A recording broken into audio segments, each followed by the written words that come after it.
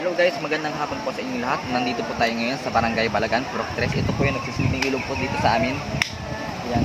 Kung mapapansin is napakalaki. Actually hindi pa ito guys yung pinakang ilog niya. Nandun po sa kabila pa. Sa sobrang dami ng tubig, umapaw na po siya, umabot po siya dito. Ayan guys.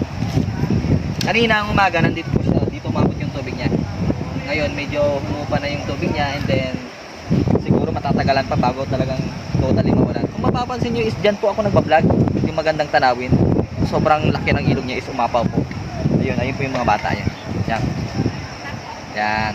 Sa gawing ito naman guys is sila po yung mga pupunta doon sa kabila kasi nga medyo konti yung isda na nakukuha dito sa bandang gilid, kaya gugustuhin nila or ginugusto nilang pumunta pa po doon sa bandang gitna or doon malapit sa ilog para mangisda. So dito nga kung makikita nyo is gumagamit sila or gagamit sila ng bangka dahil nga po medyo malakas pa ang agos ng tubig at medyo may kalaliman pa po. Medyo nakakatakot nga pero hindi nila alintana dahil nga bumagyo, medyo pahirapan po ang pagkuha or ang pagkakaroon ng mauulam dito sa baryo. Kaya ito lang naiisip nila o ito lang po ang bukod tanging naiisip nila para magkaroon ng maiuwing ulam para sa pamilya. So dito nga makikita natin sinimulan na po nila ang pagsasawan para nga makapunta sila sa kabila. So kung mapapansin nyo nga rin is talagang napakalakas ng agos ng tubig, so medyo nakakatakot talaga. At saka kung mapapansin nyo rin guys is may mga tao dun sa kabila. Tumawid po sila doon. Doon po sila nangingisda. Nangunguha sila ng mga tilapia or kung ano mga ibang isdang makuha man nila. Nandito nga tayo sa medyo malapit sa ilog. Ayun, kung makikita nyo is meron marami na isda. Ayan. Ang dami naman. Ang daming tao dito. Ayan, makikita nyo. Yun. Dito tayo guys. Dito tayo. Ayun. Ang daming tao dito sa pangpang. Nangingisda sila. Siyempre para may pangulam naman. Siyempre meron dito kagawad. Ano ang masasabi mo kagawad sa nangyari ito? Actually, okay naman siya kasi hindi naman masyadong malakas yung hangin. Makikita natin medyo malakas lang yung impact ng tubig kasi yun talaga yung dala ni Bagyong Basti. Sa lahat ng mga nasa mababang lugar, kung nasa mababa pa kayo, pwede pa kayo lumikas kasi anytime pwede pang umapaw ang tubig kasi buhat nga nung gawa ng dam, baka magbigla silang pakawala. So, yun lang. So, ayan nga. Maraming salamat kay Kawad. Kaninang umaga is sumabot dito yung tubig. Kung makikita nyo, ayan.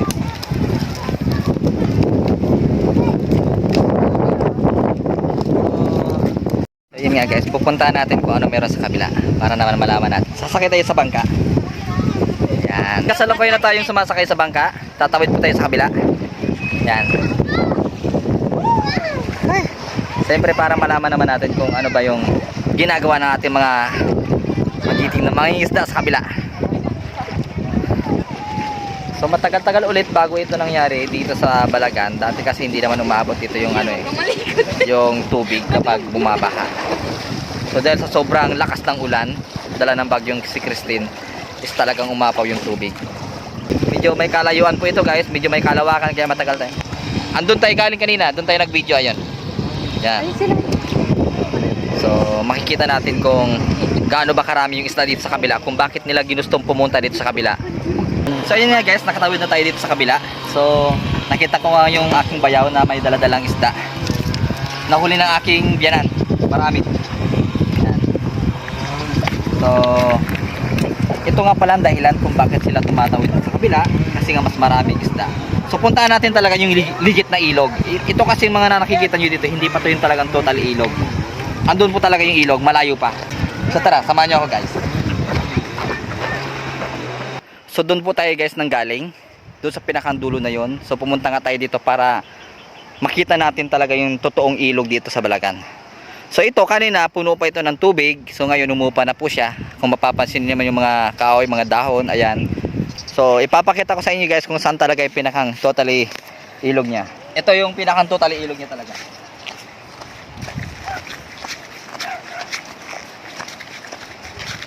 Ayan.